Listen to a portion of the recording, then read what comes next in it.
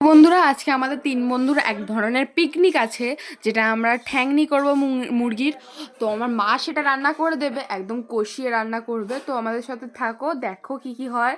তো আমরা এখানে কেটে নিলাম আদা, রসুন আর হচ্ছে টমেটো আর পেঁয়াজ কেটে নিলাম ভালো করে কুচি কুচি করে। তারপর কড়াই গরম হওয়ার পরে মধ্যে দিয়ে দিলাম তেলে দেওয়ার পরে দিয়ে দিলাম আলু, যেটা লাল লাল করে ভাজতে হবে।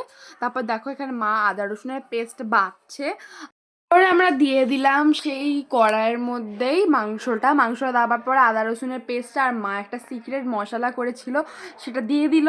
তারপরে ভালো করে কষিয়ে ওর মধ্যে দিয়ে দিল একটা থালা, মানে ঢাকা দিয়ে দিয়েছে।